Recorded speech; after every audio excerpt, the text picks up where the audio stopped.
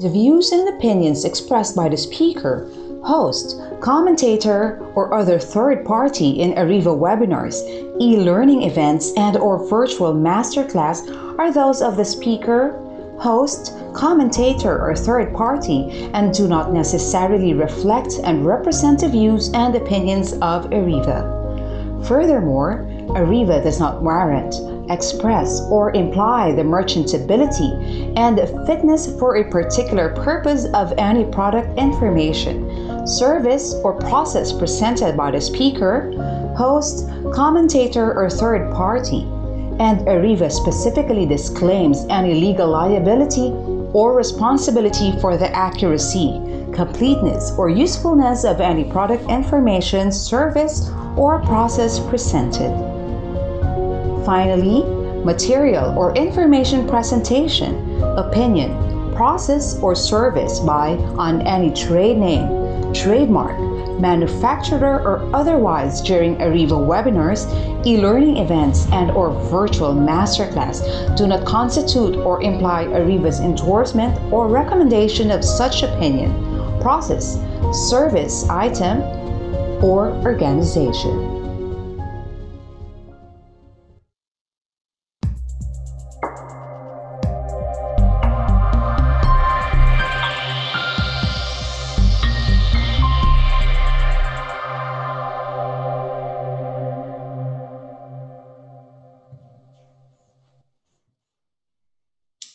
Good morning once again. Good morning, everyone. Good morning to our Zoom participants, and good morning as well to our viewers in FB Live and YouTube. So welcome to another virtual learning session powered by Ariva Academy. My name is Irish Malonda Samson at your service, together with Mr. Howell Mabalot as our moderator. Good morning, Sir Howell. Good morning, Madam President. It's nice to see you again wearing your hair down. I like it that way, J-Lo. Thank you, thank you. Great to see you again as well, Sir Howell. Nice to see you again. Yes, our topic this morning is Business Rescue Project Opportunity to Reinvent Part 2, Sir Howell. Yes. Part 2 guidepost for the now of work. Opportunity to reinvent your people, relationships, leadership style, right people, and right seats, of course.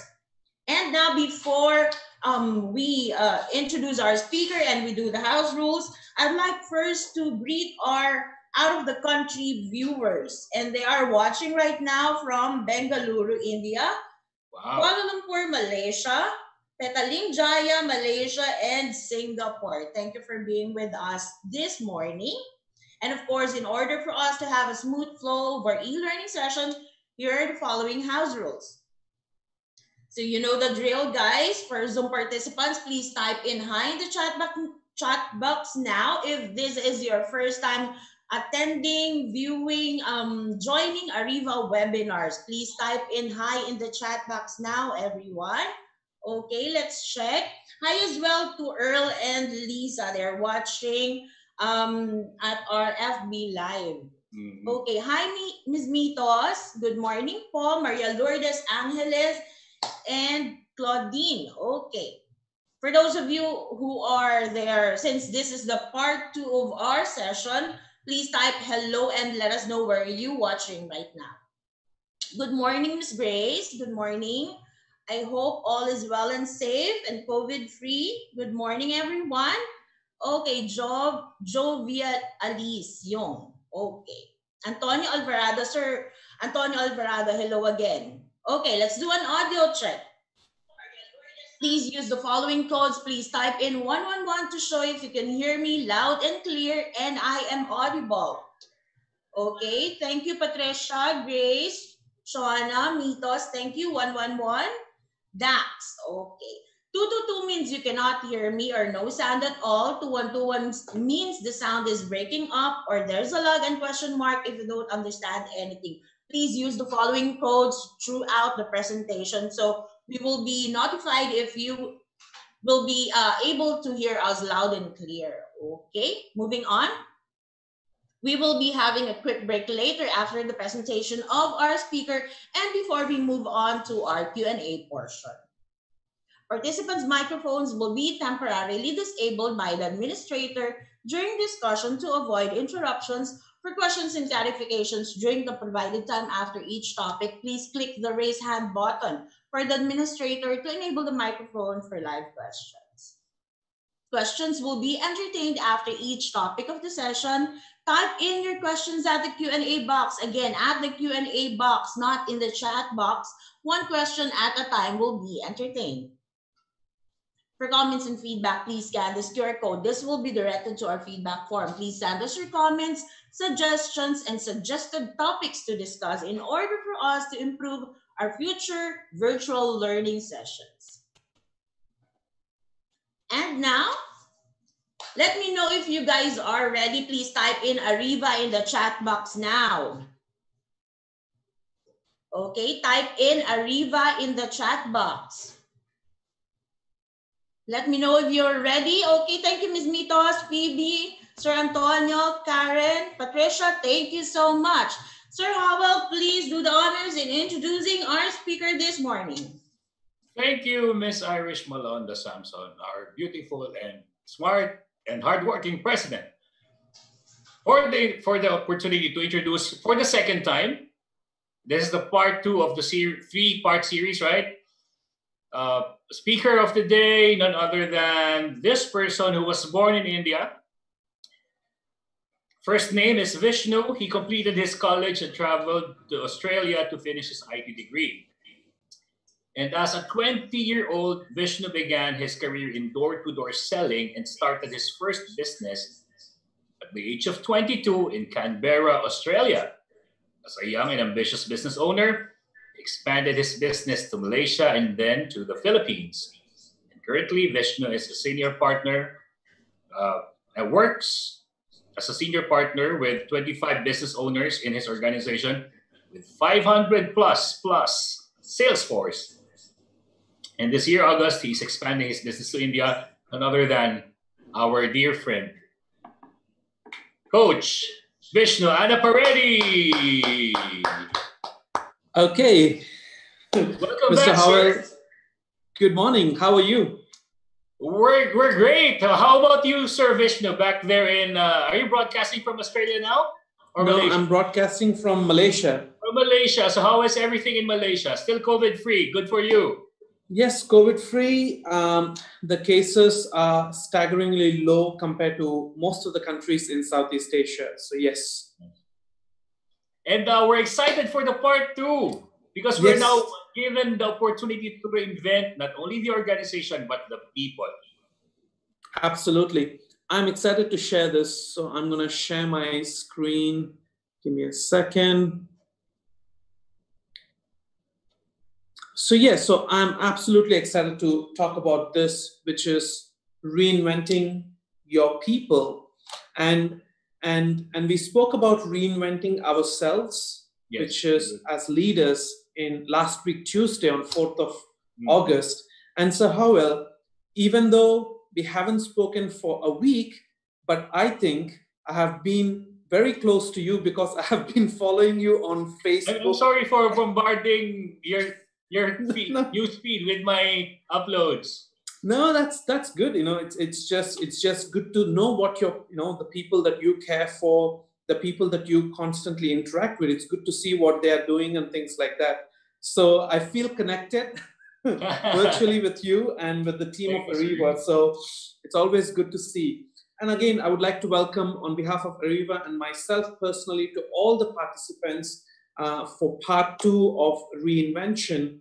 And in this today we will be speaking about reinventing your people, and I appreciate everyone taking some of their time to come on to this talk. So I'm really excited. Yes, you're excited as well, Sir Vishnu. Yes. So take it away. So here we go. So today we're going to be mainly focusing on 2 things. One is the Stockdale paradox. I think this is very critical considering, especially for people, whether you are COVID-free or you're not COVID-free. The way I see it is COVID-19 is always temporary, but the changes it brings are permanent. Yeah. So the Stockdale paradox, I think, is something, whether you're in a country like India or Philippines, where you're experiencing the COVID-19, or whether you're in a country like Singapore or Malaysia, who went ahead, bent the curve, and are mostly COVID-free countries, I think all of us can relate to the Stockdale paradox, which I want to spend quite a bit of time today. And again, reinventing your people starts with you as leaders, right? Because our people always look up to leaders, for direction, advice, and for growth.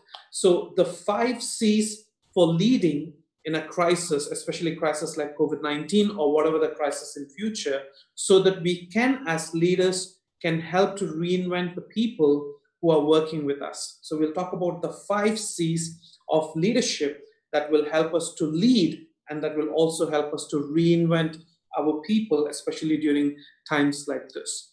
Today, we want to spend a bit more time on Q&A. I want to make today a bit more interactive. During my topics, during my talk, I will have some questions. So get ready, make sure you're paying attention. And if you have any questions, please feel free to take it down. And when we have Q&A, please make sure you're asking your questions. And I'm more than happy to share some of my feedback on the questions. So let's start for an exciting part 2 of reinventing your people that you're currently working with. Stockdale paradox, I have never heard of this until March this year. The more I started reading about it, I got very intrigued into it. I did a bit more research on it, and there's lots of things written about Stockdale paradox online. So please go ahead. I'm not going to teach, or I'm not going to share everything about it, but I'm going to share to this context of reinventing your people, how the Stockdale paradox applies. So the story, and this is a true story, it's in the setting of 1965 during American invasion on Vietnam. Okay, so that's the setting of the story. And this paradox is named after Admiral General Jim Stockdale. So this paradox is named after him because it's his story, his experience that has eventually been brought up as the Stockdale paradox. So Mr. Jim Stockdale was the highest ranking US military officer at that time. He was the highest ranking US military officer, and he was prisoner of war during the height of Vietnam War. So he was the prisoner of war during the height of Vietnam War. He was a prisoner from 1965 until 1973. So he was a prisoner of war for 8 years. He was a prisoner, he was tortured, he went through some brutal experiences, and finally he was sent back to US after 8 years, where then he started doing his sharing. He wrote a book with his wife called Love and War. I got a chance to read a glimpse of that book, and I'm going to warn you, if you want to read that book, and if you're someone who loves reading books on true stories and history, true events in history, this book is very depressing. Super depressing. Just reading it was painful for me. I went through like 4 chapters and it was painful. If reading was so painful, I just could imagine Admiral General Jim Stockdale, his own experiencing what I was reading. And it was really tough. And the context of this was a very famous author. His name is Jim Collins. He wrote great books like Built to Last. One of my favorite books. He wrote Good to Great. And he's really good.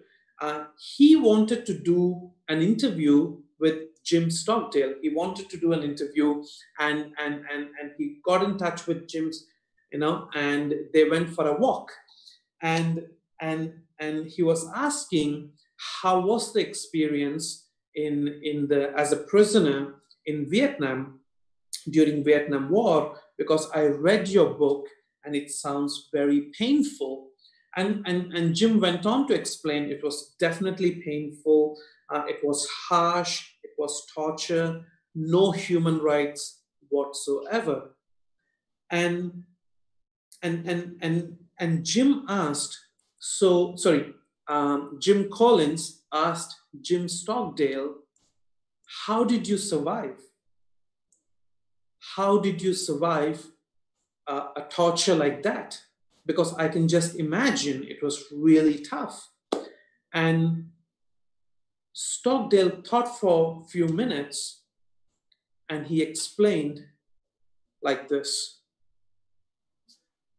The reason I survived was because I never lost faith in the end of the story. In his mind, in Admiral Jim Stockdale's mind, he always had faith that he is coming back to US. He had faith that he will return to US.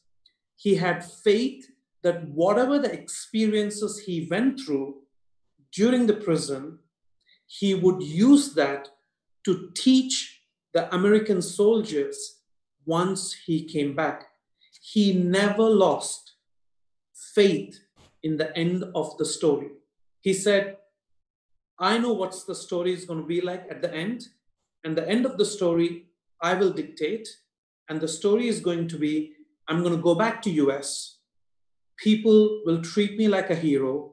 And I'm going to share all my experiences about torture and how to overcome torture to the future American soldiers. And I have faith in the end story. That's how I survived. Then the author, Jim Collins, asks him, who are the people who did not make it? And that was his question. So you made it. You made it, Admiral Stockdale. You made it because you never lost faith in the end of the story. Who are the people who did not make it? And when I read the answer, I was surprised. I was really surprised. And the next reaction was, I was actually shocked. Because the people who did not make it are like me and are like some of us on this call. The people who did not make it are the optimists. I was always trained to be an optimist. And I was shocked when I heard the answer from Admiral Stockdale that the people who did not make it and lost their lives are the optimists. And when you further read, and he explains, this is very controversial what I'm sharing with you, but the people who did not make the torture camp and did not come back to US are the optimists. So who are the optimists? Optimists are those people who said they will go back to US this Christmas. They said always in the torture camp, when all the prisoners got together, the optimists are the ones who said, guys, don't worry. This is temporary. We're going to go back this Christmas to US. Christmas came, Christmas went. The optimist then said, guys, don't worry. We will go back this Easter back to US. Easter came, Easter went. Then the optimist said, don't worry. We will go back this Thanksgiving. Thanksgiving came and Thanksgiving went. And then they got back together, the optimists, and said, don't worry, we will go back this Christmas. And Christmas came and Christmas went. The optimists died not because of torture. The optimists died because of broken heart. That's what Admiral Stockdale explained to the author. The optimists died not because of torture, but because of their own expectations. And when their expectations were constantly not met, they died of broken hearts. And the more I read that, and the more I started thinking back to COVID-19, this is what I think we should take the lessons from the Stockdale paradox. We got to retain faith that we will, as a community, as a country, and as a global world, prevail in the end, regardless of difficulties. We need to have the faith in the end story. The end story would be, I'm going to share my experiences to my children, to the future team members who are going to be coming on, how I overcome the difficulties during this pandemic period. So while we are retaining faith that we will prevail in the end, regardless of the difficulties, at the same time, we need to confront the most brutal facts of our current reality, whatever they might be. Let's not run away from brutal facts. If you're not doing well post-COVID, the brutal fact is when we were doing well, we were complacent. We never left our comfort zone. Why are we now trying to scrape through alternatives when we are in this desperate situation? While we were very comfortable, while we had the money, we had the time, we never thought of alternatives. We have to confront the brutal facts. We can't ignore the facts anymore.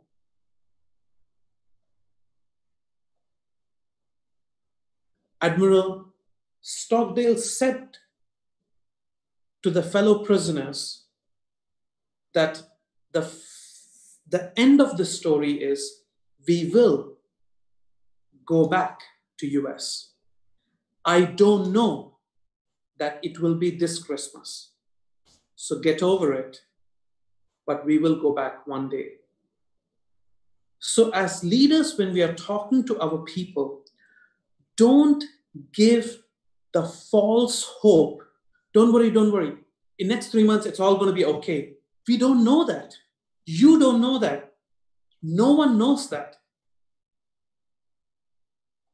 What we know is the end of the story is we will prevail at the end, regardless of what we're going to go through for a period of time. I just don't know by when. All I know is we will prevail, we will thrive, we will succeed, we will scale. Is it this quarter? Is it end of this year? Is it next year? No one knows, because we are in the middle of this in most of the countries. So don't give false expectations to your people. Don't set them up for disappointments. Give them confidence that we will prevail.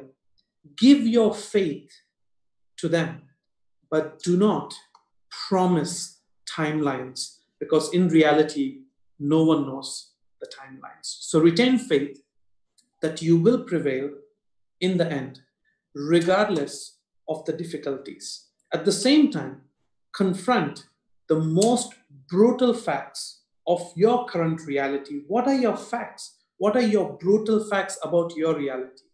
And whatever they might be, confront them, write them down, and start working on them. The question for the leaders on this call, that can be on Facebook or Zoom or whatever the medium that you're watching, I want you to put it up in the message. What are 1 or 2 brutal facts that you're confronting, or for the fact you're trying to avoid for quite a period of time? let's put it up in the messages. Let's put it up in the chat group, because I'm just curious. What are some of the most brutal facts that you're confronting or you want to confront moving forward so that you can prevail at the end? Yeah.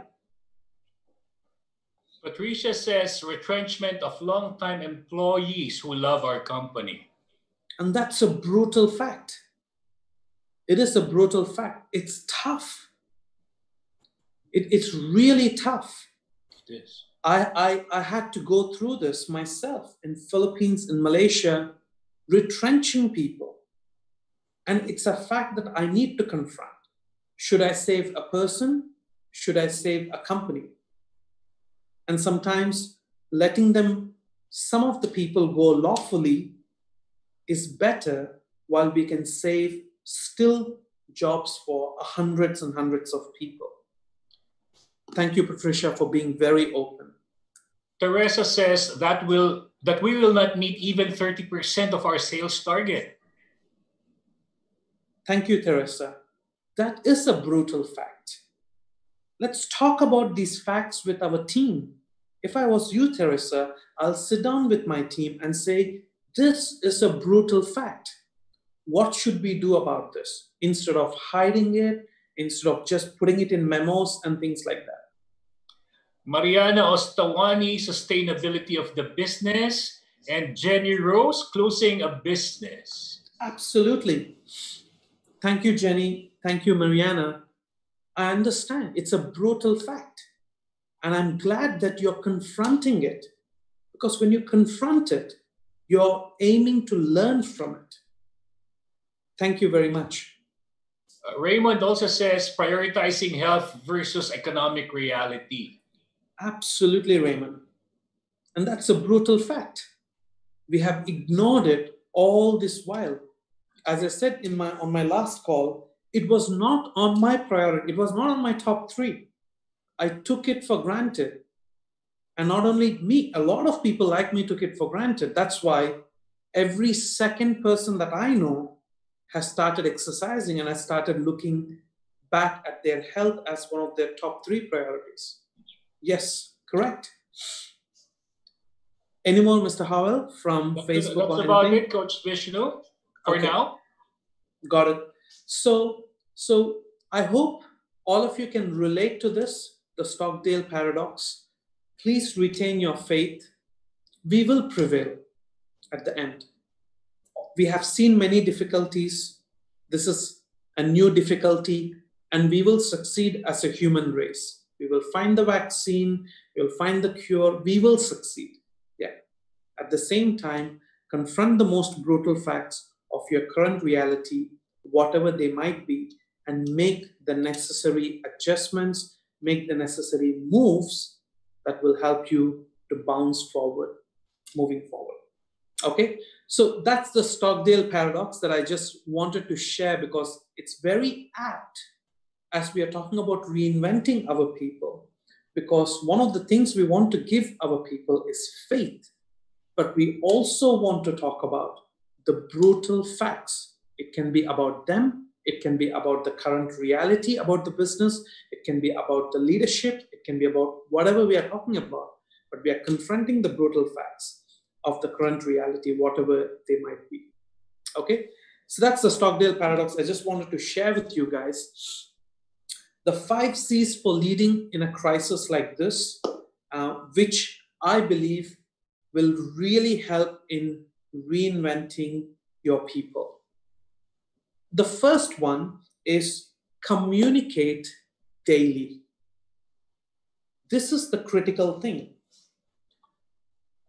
You have, if you're the leader of a team, you have to communicate daily, especially during crises like this, because when you want to reinvent your people, it's not one motivational message, it's not one motivational or inspirational talk. It's consistent communication with your people. You got to communicate daily. Now the question is, how do you communicate daily? What do you communicate daily? First and foremost, one, stick to the facts. When you're communicating with people, do not sugarcoat. The more you sugarcoat, and I had to learn this from my experience because I'm the most positive guy, once you start sugarcoating to your people and communicate daily, they stop trusting your communication. Example, I'll give you an example. You communicate with your team. Guys, don't worry. We are working on reinvention of our business. We are improving. We are making the necessary positive changes. The changes are really good. We are slowly start seeing the results. Our clients are happy. Our sales are picking up. We can see the turnaround. In next 2 months, we are very confident that we'll be back to 70% of our normal production, etc. That's your daily message to your people. And they come to know on Friday that you have retrenched 12 people. They're like, what Vishnu said, Vishnu has been saying, we are turning around, we are doing this. Much rather as leaders, we stick to the facts and say, guys, it's not turning as fast as we want it to. We got to be making some tough decisions even if we don't like it. Because we want the business to survive. We want to be there for our people. This is really important as you're communicating this message. That can be virtually in cases like this, through Zoom. Switch on your video. When you're communicating with your people, please switch on your video. Don't hide behind the camera, shut down. Come in front, show yourself up. And I have noticed this with some of the business owners that I work with. And they always want to do it like a sandwich principle. I don't blame them.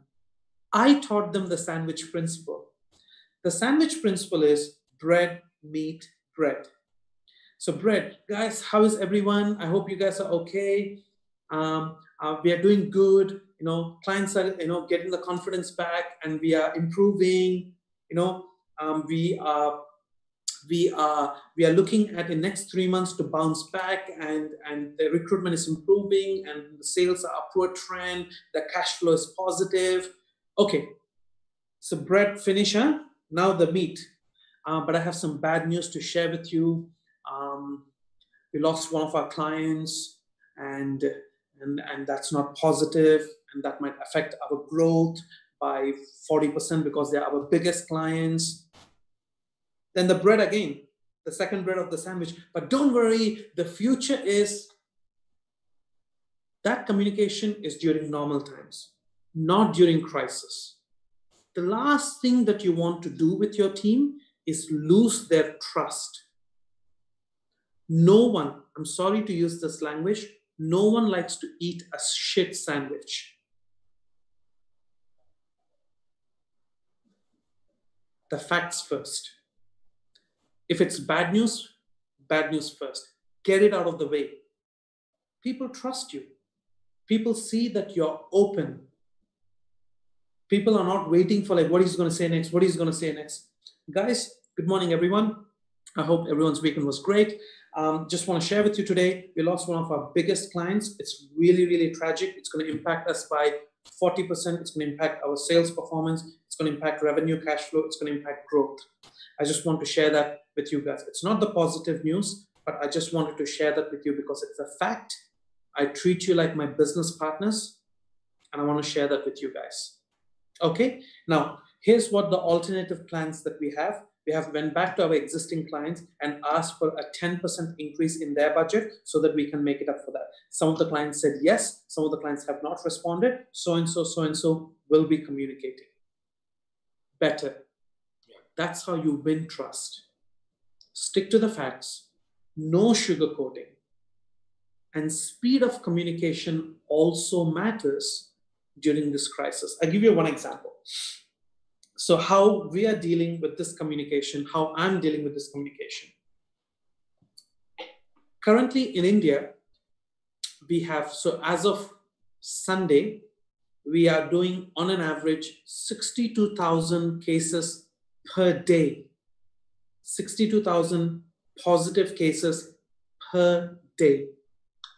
My staff is terrified, and this is how I communicate with them every day. Every day at 11 a.m., we have a call. My general manager, my sales team, myself, and my operations manager from Malaysia, we all get on a call every day at 11 a.m. Sometimes we have nothing to talk about business, but that daily communication is important. So I'm speaking to my general manager. Example, 4 days ago, we did not have any updates. It's daily thing, right? We don't have any updates. Hi guys, good morning. How is everyone? Okay. So how are the cases in India? Okay. Neeraj, you're okay. Guys, Swati, are you okay? And my general manager said, Vish, just want to share with you an interesting thing. In my condo, one of the families tested positive for COVID-19. And I was like, what happened there? So how are you guys? That's how you stay together. Sometimes my team members are telling me, Vishnu, there are no updates. Shall we cancel the daily call? No. More often than not, you will not have a daily update. But during crisis, daily communication is key. I'll give you one more thing. Yesterday, and this is an example for speed of communication, and this is an example for stick to the facts, don't sugarcoat. Yesterday afternoon, I got a brutal email. I can't, because of the confidentiality, I can't mention the client's name. Brutal, absolutely brutal email. Got the email, stop this, we don't want you guys to do this. This got to stop, that's it. Like empathy, sympathy, like none of that, like straight away. And I said, okay, we will respond to it. But then I forwarded that email to all the key people on my team. And I said to them, we will talk about this. In that way, I'm showing, one is we are being transparent. We are fighting this battle. We are fighting this challenge. And I can have some help. That's why I'm sharing this with the key people. And we'll talk about this. No need to sugarcoat it. Don't worry, guys. We will work with the client. Don't worry, guys. Remember the Stockdale paradox? Don't sugarcoat it. Don't give false expectations. Throw the problem as it is, but have the faith that you will prevail at the end. Another tip for leaders who are especially managing teams, and this is mainly for Philippines and for India, because you guys are right in the middle of this pandemic now with lockdowns and etc., etc. Make your daily communication short, keep it short, but if possible, make it twice a day. Maybe let's say your daily communication call is, let's say, 30 minutes. Try to make it 15 minutes in the morning when everyone comes to work virtually, and 15 minutes in the evening before everyone closes their work. Make it short and have it, double it, make it twice a day. Because there is something magical for the team when they hear the leader's voice. It gives them, it assures trust. The company, the people in the company are speaking to me. There's a constant communication. It's not just through WhatsApp. There is a call. I'm speaking to my manager. I'm speaking to my leader. And it gives them that, it gives them that, It gives them that assurance that they are not alone and they are looked after. So those are some of my tips on daily communication. I would like to ask our participants, are you communicating daily with your team? And if you are, what sort of communication is it? Is it video? Is it voice? Or is it message, words? Just put it up in the chat. I'm just curious to know what is or how is your daily communication with your team? Thank you, Sir Vishnu, for our participants here via FB Live and Zoom Room. Please type in your answer. Grace Mondia says Zoom and Messenger. Pasita says call, text, and Messenger. Sharon says Viber and Zoom. Excellent. Excellent. So use as many mediums as possible, yeah? And group chat in Messenger, Zoom, according to RV. Maria Lourdes, Viber, call, text, and Claudine, videos, messages, SMS calls. And Rowena, daily messenger, weekly Zoom. And Lynn, MS Teams and Viber. Australia, group chat via Skype and then call. And Femi or Phoebe, group chats. And Chona, group chats. Jefferson, MS Teams. Patricia, Zoom, Google Meet, weekly update, prayer, devotion, and meetings. Great. Great. So you guys are already doing it. Now the question is, are you doing it sticking to the facts? Are you sugarcoating or being brutally honest and talking about the brutal facts? And how speed is your, is your communication, and how often is your communication? This is something that I do with my team. I call it as a daily power talk. I have teams currently as we speak, I have teams in 3 countries, 11 cities.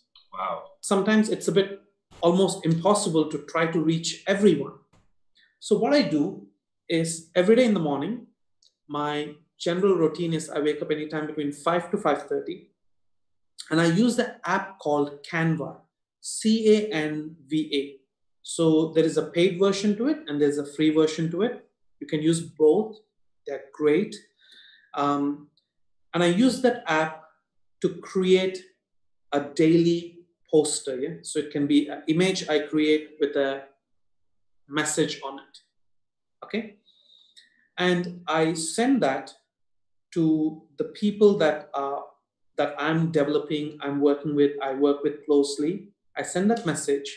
Then I use my phone to do a recording of that message. I do a recording of that message. And then I attach that recording onto the WhatsApp that I send along with the picture. So there is a visual, there is audio, people relate to it differently. Yeah. And then I send it to the team. Even though I'm not able to be with them every day, but my voice, my message is with them every single day. So I'll just share with you quickly through this screen.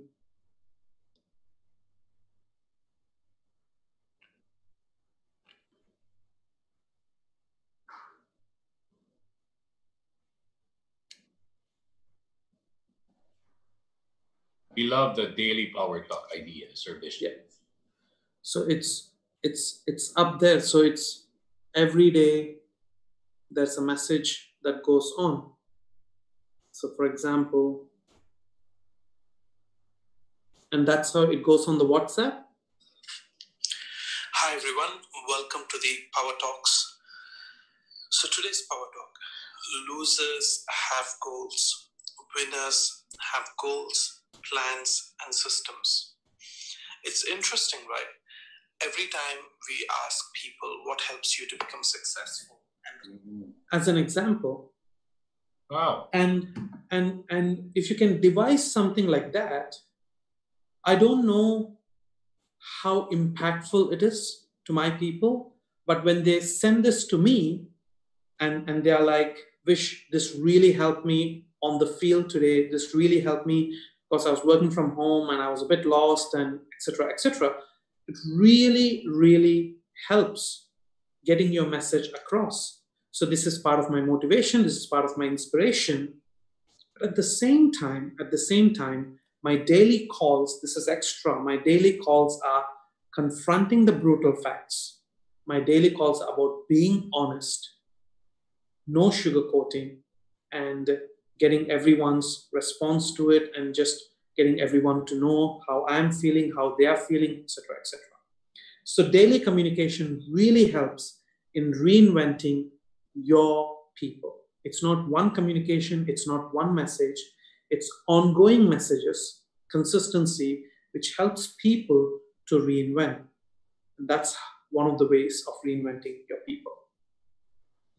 The second one is community. However you define community, for some people, community is their team. For some people, community extends to their team and their family members. Community extends to their existing family and the people in their barangay. Whichever it is, you define the parameters of your community. When you're helping the people in your community to reinvent themselves, give, give, give. No expectation in return. And most of the times people think, Vish, give, give, give. Is it money, monetary, materialistic things? And yes, sometimes money. Yes, sometimes materialistic things. But more often than not, the people in your community, I can imagine, need time. I want to ask the participants to put it up in their chat group message. What does your community expect? Your community, the community, whatever you define as your community, what do they expect you to give them? Put it up in the chat group. I'm just very curious to know this. What do they expect you to give? Sorry. Yes. Sorry, sir. Yes. So to our participants here in the Zoom room and to our viewers via FB Live, please type in your answer. And our topic now is the C2, which is community. Swathi says being responsible. Okay.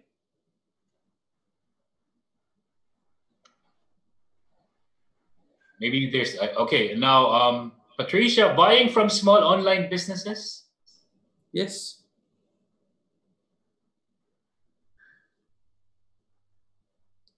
Which is good, right, Patricia? That's what your community wants you to give back to the small businesses who are trying to, who are struggling to survive, etc., etc. And in most of the times, when I ask my team, the answer that comes back is time. Time. Sharing accurate and timely information, okay?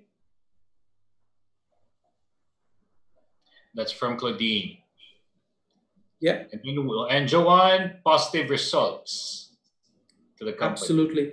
So when you're trying to reinvent your people, give them what they want, not what you think they want. Give them what they want, not what you think they want. And during crisis like this, don't expect anything in return. This is really, really critical. Manage your expectations. Sometimes the message that you give, the time that you give, people might quickly respond back and say, hey, thank you for that. I'm going to use this. But sometimes people are dealing with their own challenges. Staying safe, staying healthy. People are dealing with their own challenges. So don't expect them to come back to you or implement what you share with them straight away. Be a brand ambassador of positivity. And this is something where everyone is talking about how bad it is, how people are being retrenched, how many people are losing jobs and stuff. I want to be a brand ambassador of positivity. And the way I'm doing it with in my own capacity is obviously I started a campaign called Road to Recovery 2020. We will recover, we will survive, we will thrive, we will scale. We just need to figure out how to do it. We need to confront the brutal facts. So doing talks with Ariva like this can help, even can change, can help 10 businesses, 50 people.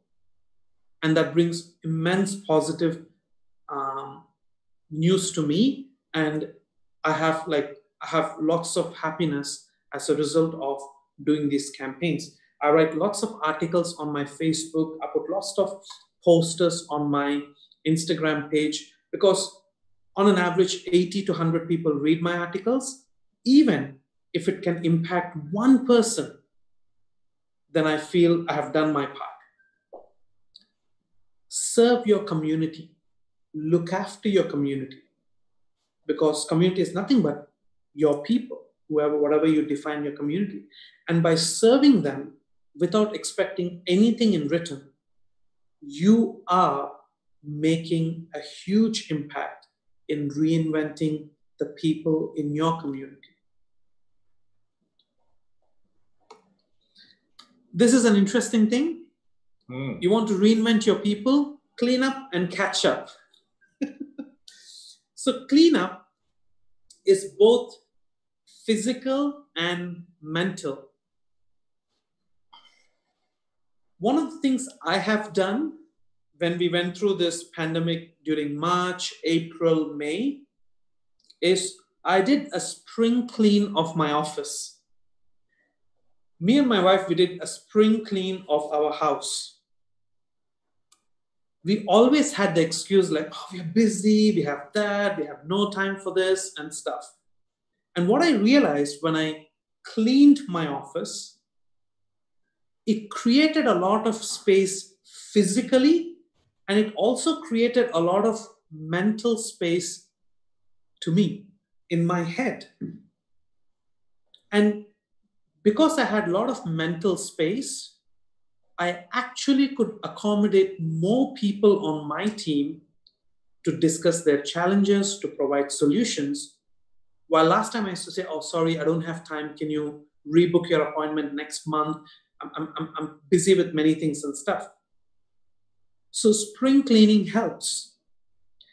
Maybe because of the reflection that you went through during this pandemic, there are things which are probably you thought that are important and your top priority maybe are not any more top priorities for you. You thought that was really important, etc., because you have cleaned it up. Maybe it's not. And because it has created space, and when I say physically, so mentally the space, but physically the space translates to time, it really helps you to invest the time back onto your people. I'll give you one example. I always thought I need to catch up with my team face to face.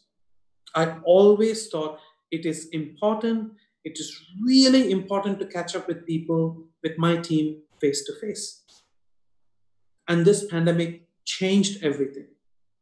I agree even till date that face-to-face catch-up meetups are some of the best forms of communication. But the speed in which you can do face-to-face might not be as fast as you intend for them to happen. But here's the thing, because I could not catch up with anyone face-to-face during this pandemic, and especially with my Philippines team and India team, I have not traveled for the last 3 months, 4 months. I'm catching up with them virtually, remotely through Zoom, through calls, WhatsApp, etc. And then I realized that even when I do it through Zoom, they're still impactful, they're still effective, maybe not as effective as face-to-face. But here's the beauty. Because I have more time now, because I have cleaned up some of my priorities, I'm able to do 3 times virtual catch-ups with some of my team members. While last time I used to do once a month, it's now 3 times a month. And because I'm doing 3 times a month, whatever I lose the face-to-face touch, I'm able to make it up by doing these catch-ups more frequently virtually. So when you clean up your priorities, your physical space, you create space and you create time, and you use that time back to reinvent your people. It takes 2 hands to reinvent people. It takes 2 hands to clap. One is the person, the other is the leader. And if you can do your bit, and if your team can do their bit, reinvention is possible. So clean up, use this time to clean up, and I'm sure all of you are doing it, and also at the same time, catch up. So here's the question. How many of you have physically cleaned up your spaces, office, home, during this pandemic period? I'm just curious, is it just me or is it a lot of people? So let's find out. Thank you, Coach Vishnu, everyone. If you have, okay, so Swathi cleaned up myself. Chona, me. So it's Swathi and Chona, they have cleaned up their spaces. And Michelle has raised her hand. And Teresa says, yes, she did clean her closet and email. Venerable cleaned up my office. Rowena cleaned up my office and my house office. That's interesting, right, Teresa? You cleaned up your email, and that gives you, when you clean up your emails, I don't know, sir, how will you experience this? When you have no emails that need to be replied in your checkbox, you feel very calm and relaxed. I agree, sir. I agree. Yeah. All right, just put it in the spam box and then delete them all at once. So Mariana cleaned up my home. Excellent. So a lot of you have done it. So that's great. And it gives you that, it's just, when you take down the clutter, when you organize your things, when you clean up and create more space, it creates that mental space and also physical space, which then translates to time, which then you can use that time to reinvent your people. Okay? Wonderful. Fourth one, this is my favorite, contribute. One of the best ways of reinventing your people is contributing to their progress. And I use the word specifically progress because I believe progress comes before success. Success might take some time. Depends on what you're working. Success might take 3 months, 6 months, a year from now. But you can notice progress as early as 3 days from now, a week from now, 2 weeks from now. You can already feel it, taste the progress. So if you can contribute by bringing value to your people, by bringing value to your people, and if you can do that so that they can make progress, so that they are on their path towards their success, we have successfully reinvented our people. We have done a range of things with my businesses and the business partners that I coach and I mentor. And I will share some of the ideas that we have worked on. So when the first pandemic hit, it was on, if I'm not mistaken, Malaysia was 17th of March. Philippines was, I think, 15th of March, around that time. And we shut down our offices and stuff. The first thing I launched in a week's time, this was by end of the first week of COVID-19, we launched a business education program. We roughly knew, as China was battling at that time, we knew that this is going to be for more than a month. Instead of again, going back to Stockdale paradox, instead of like, don't worry guys, it's just going to be a week, we'll come back after 1 week. No, don't worry guys, it's only for 2 weeks, we'll come back after that, no need to panic. No, don't worry guys, it's going to be a month only, after that will be everything back to normal. Instead of having that mentality, this is here, we got to deal with this. We can't do anything in terms of finding a medicine or vaccine or anything. What can we do? We can bring value to our people. So we launched business education program straight away internally for all the 25 offices, for over 500 people in our organization between Malaysia, India, Philippines. We launched a series called Star Series, where we have selected successful people within the organization to give talks, to bring value to our people. Zoe is one of our hugely successful Filipino branch manager. She runs her business in Davao. She's originally from Davao. She runs her business in Makati, and she was bringing value about recruitment. How do you maximize personal recruitment while you're at home? And it was a great opportunity to upskill our people. Our chairman, Mr. James Greaves, he has 27 years experience in the business, and we brought him as a guest speaker to talk about the key components of the business opportunity meeting and how do you run that meeting to your people. So this is one way of us bringing value to our people. We launched a book series in April. So that was for a month. We launched a book series. We selected within the community, we selected 16 people to read one book each. Very simple. And each one is given 1 week time. Okay? Once they finish the book, they have their slot for the call. They have a date for their call. They will prepare the top 10 points from the book. They prepare slides, and they will invite all the people. So we used to invite everyone in our organization to jump onto a Zoom call where then they talk about what did they learn, and they share those top 10 takeaways from that book. So within a month, we had people read 16 books. I never read 16 books in a year. So now all like 500 people jumping onto this call. So we had to upgrade the Zoom account to bigger and bigger because more and more people wanted to learn. And this is working as a community, and each one started bringing value to each other. So we finished 16 books in a month, and that was fantastic. In 1 month, we did 812 calls. We brought 90 speakers. We had 812 calls from 8 countries. This was global education. We brought people, all my contacts, whoever I have helped or whoever I have contacts with, I have invited them to come and do a conversation, have a conversation, bring value to my people. Are you bringing value to your people? That's the question. Because when the value builds and people start taking that advice from you, they start making progress. And once they start making progress, then you take it to the next level and see them progressing and succeeding. And when they succeed, you as their leader succeed.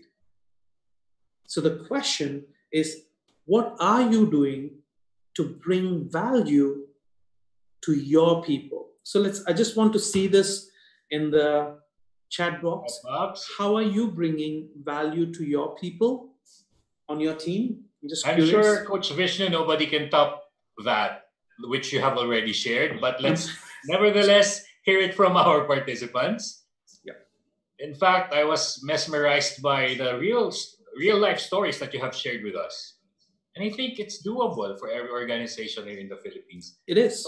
It is. And look at what Ariva is doing. Yes. Ariva is doing all this times 100, right? They're bringing great value to the community. And that's why people are coming on and they are learning from all this and they are succeeding. You know, I can just imagine the emails Ariva is getting from people. In fact, we have hundreds and thousands of total views already. In fact, almost 1 million, if not 1 million. So Claudine says, recognizing their strengths and embracing their weaknesses.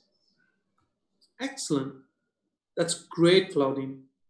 You're doing a fantastic job recognizing the strengths and embracing their weaknesses. That's what we need, right? At this time, during crisis, we want to remind people what they are good at, not shoot them down for what they are not doing and what they are not good at. Excellent, Claudine. Great job.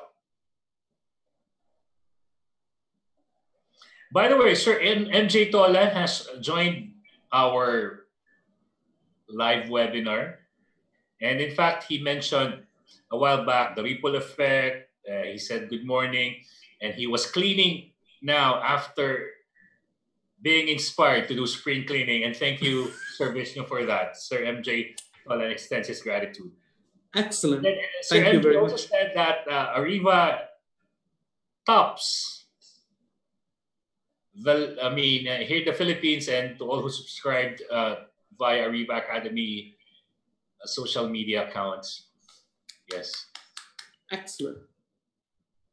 Coach, can I read some more? Sure. Patricia says we're preparing to start a series free webinars for music teachers from September onwards. Excellent, Patricia. That's really, really good. You know, I can imagine that a lot of people will be coming on. But here's the thing, Patricia. You might start with a small audience, but keep doing it. And over a period of time, the audience will grow. Venerable says, provide seminars and workshops to my staff for the advancement of knowledge related to their duties at work. Excellent. Fantastic. Great job. Providing seminars and workshops. And again, that's a great point, right, Sir Howell? Like, I'm Vishnu, I'm not like you, I'm not like Patricia, I'm not like Sir Howell. I don't know how to do all these things. That's not my strength. But hey, guess what? I'm sending my people to seminars online. I'm giving the links for some great workshops for my team so that they can upskill. So instead of trying to be like, oh, that's not my strength, don't worry about it. Acknowledging that's my weakness, but there is lots of resources out there that I can bring for my people. And I can be that medium where my people can learn a lot through these external resources. Great job, Venerable. Great. And Mariana, giving them trainings to further improve their skills, even during this pandemic. And Estrella says, share the webinar links to my team and colleagues. I think that's very smart. Excellent. That's just being very, very smart. Great job, guys. I'm very, very proud of what you guys are doing. And constantly think about what else we can do. How do we upskill? How do we upgrade? How do we bring value to our people so that they can make progress, they can reinvent themselves, and they're on their path to become successful. Okay. The last one is connect. This is again my favorite. What happens, or one of the challenges that happens during crisis like this, is we lose that connection with our people because most of our people are stranded in their own provinces. We have restrictions of movement, control, travel, etc., etc. So we lose a bit of connection with our people. Yes, there is online connection, but how do we? So let's. The goal is to improve that connection so that we can strengthen our relationships with our people. I want to remind this. I learned this when I was building my first team, and my mentor shared this with me, and he said, Vishnu, relationships are not built inside the office. Relationships are built outside the office. So when you're building relationship with your team, it's over beer, it's over dinner, it's over breakfast, it's over lunch. It's never sitting in your cabin or sitting in the conference room. You don't build relationships. And one of the challenges that we have now is we are struggling to reconnect with our team members because of the restrictions that we have. So I'll share a quick example of what we have been doing. There are two examples I want to share, and I want to invite you guys to share how you are connecting with your team during this crisis when the movement is limited before this and now totally disconnected. So one is we started doing Zoom team nights. So on a Friday night at 9 p.m. with some of my selected team members, we all get on a Zoom call. We all have a beer or a Coke, and then we are having a drink virtually as if we are in a bar. And we're just having a conversation, nothing to do about work. We send the agenda of our Zoom team night. The agenda is not to talk about work. That's the agenda. So that's one way of doing it. Malaysia, we're a bit lucky because we can travel and the restrictions are not so strict. So this is something that I have done for my team. So I have selected my top 20 team members, and me and Ram, who's our business development manager, and San, who's our head recruiter and administrator. So we all, and Ken, who is one of my business partners, we all came to my house. We cooked rice and we cooked chicken curry, and then we bought cake, and we started packing the food, and we went around to our 20, I think it was 25 people's. We started it like 11 a.m. and we went all the way. What was lunch, by the time we were finishing the delivery, was dinner. And we drove ourselves because we did not have enough delivery at that time because of this. So we took the travel pass for one day and we went to all these 25 people and we passed it to them. And we did not sit down and talk much. It's like, hey, this is for you. Thank you. And haven't seen you for a very long time. Hope you are safe. Your family is safe. Okay, great. Hopefully see you very soon. Take care. Bye-bye. Then the next one, the next one, the next one, the next one. So I want to know, how are you guys virtually connecting with your teams? Put it up in the chat group, please. I want to know, and I want to get some ideas from you guys. I mean, kudos to you, Sir Vishnu, for that extra effort of driving to, delivering them personally. I mean, being a CEO, that's an example of what servant leadership is all about. Thank you. Thank you. Salute that. I mean, you have done a great job, Coach Vishnu. By the way, Sharon mentioned, maybe this is related to the question you asked a while back. They are having virtual flag ceremony every Monday morning, and managers report updates of their departments, and managers report to their employees. So I think it was an answer to the previous question, because now you're saying that relationships are developed outside of office or office time. And what Sharon is doing is really smart. That's a great idea. Sharon, I'm going to copy your idea. Virtual flag ceremony, because you might be on Sharon's team and you might be doing well, or you might be on Sharon's team, you might not be doing well. You might be on Sharon's team, you're doing okay, but the flag unites all of us. That's right. Very smart, Sharon. So I'm gonna just write it down and copy it. We love that, Ma'am Sharon.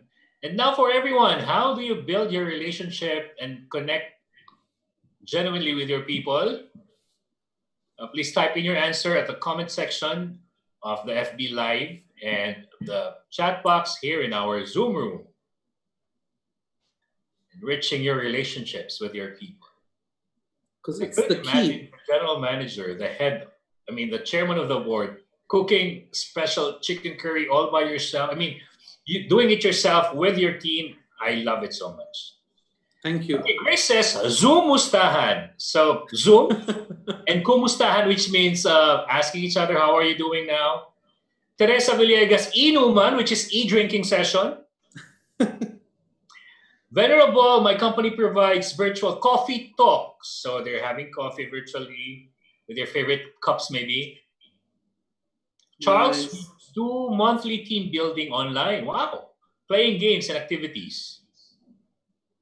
And Rowena says every month, send them money. 300 pesos each to buy snacks during the monthly meeting. Excellent. I like this inuman. Inuman. I'm going to copy this idea for my Filipino team members. I first heard it from Coach Roche. Or Roche. Coach Roche. Nice. Excellent. Teresa, thank you.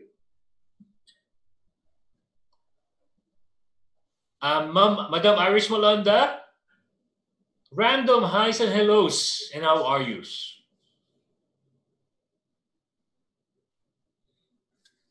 Okay, great.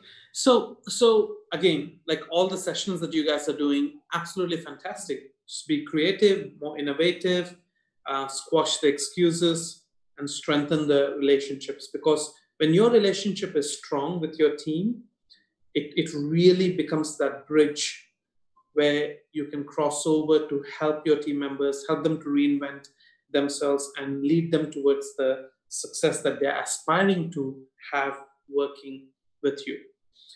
Okay. This is, again, going back to the Stockdale paradox, life is unfair, and sometimes to our advantage, sometimes to our disadvantage.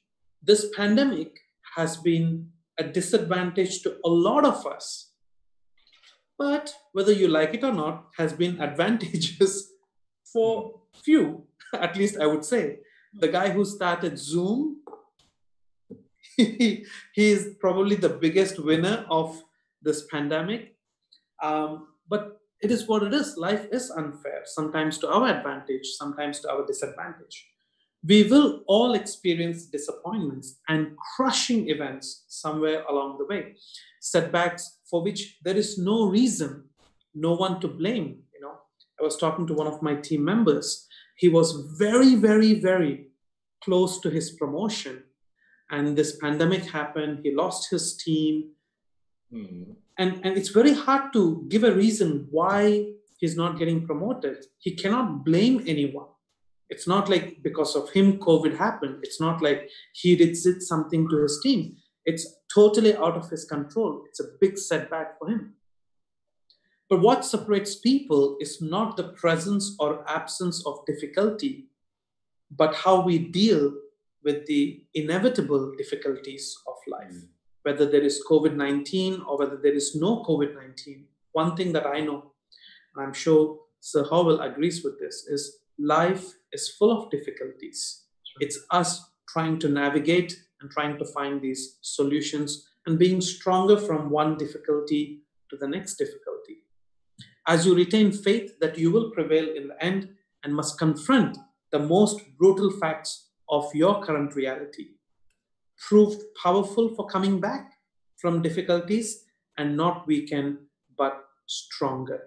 One thing I'm very confident for all of us who are going through this pandemic, that when we come outside, when we come on to the other side, I don't know when that's going to be, when we come on the other side of this pandemic, we will be stronger than ever before. We will be more powerful than ever before. And the end of the story is going to be, we will be so strong, we'll be so powerful, we will be sharing our lessons to generations that are coming, moving forward. So that's how we're going to see the end of this story. So keep having that faith in you and keep that faith in your team. We are coming to an end. Today we spoke about the Stockdale paradox. We spoke about the 5 C's for leading in a crisis. We'll take a break. We'll have our questions. If you want to reach out to me directly, ask me a question. If you could not get a chance today, those are my social media handles. And I would like to say a big thank you to all the participants and a huge thank you to Sir Howell and also to Ariva Academy. Thank you very much. Thank you so much, Coach Vishnu Annapareddy. Put your hands together. Wow. Thank you. I felt like I attended a spiritual retreat or a church worship, a church service. Because not only did you inform us of the ways to rescue our people and help reinvent themselves, you have also inspired us to believe that and have faith and believe that, yes, the end will be fine and that we have to brutally deal with the brutal facts. So we don't need to be just optimistic. Well, optimism is out of the window. We need to be realistic and we have to have faith. With that, thank you so much, Coach Vishnu. Thank you. Thank you very much. So to give Coach Vishnu some time to maybe fix himself a cup of tea and for you to go to your bathrooms and comfort rooms and powder rooms, we'll be pausing for a 2-minute break or 3-minute break for our Q&A portion. Don't you go away. We will be right back. We promise.